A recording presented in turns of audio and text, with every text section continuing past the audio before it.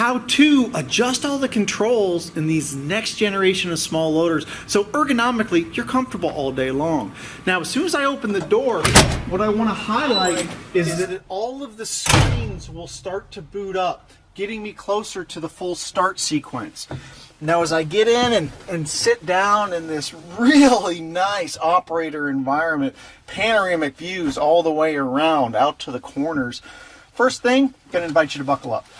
Safety always being a top priority. Now, a pro tip for you, in these next-gen small wheel loaders, we've actually brought yellow touch points to the steering column for tilt and telescope, to the right side control pod for articulation and elbow rest up and down, to give you an individual cue that there's an adjustment there. So let's go through it, starting with the right side control pod.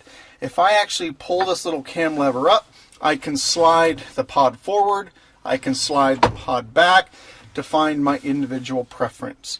Now notice that once the pod is set, I can actually do my seat forwards and backwards, and the pod doesn't move, even though that it is seat mounted controlled.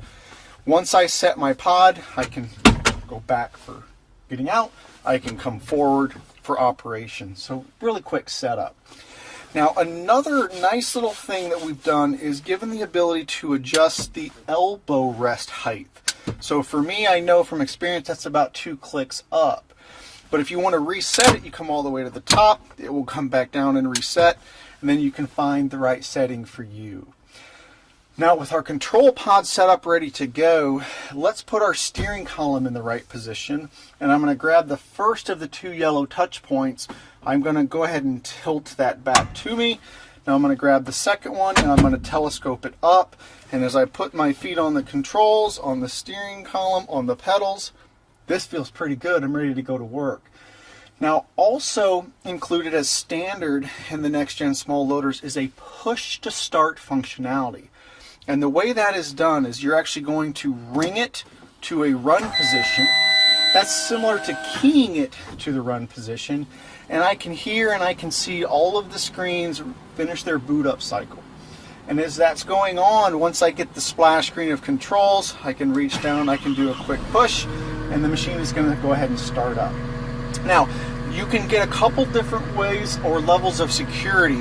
One, of course, is using this new Caterpillar key, which is Bluetooth enabled. There's a key fob which is in the machine that is keyed to this key, and if I've got it in my pocket, it's going to automatically start up just like a car or a truck.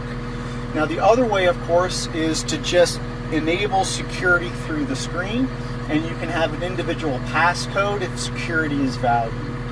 Now, to turn the machine off, it's as simple as keying it or ringing it over to that open or shut off position. So pretty simple, easy, clean way to get comfortable in this new operator environment, start and stop the machine and put it to work.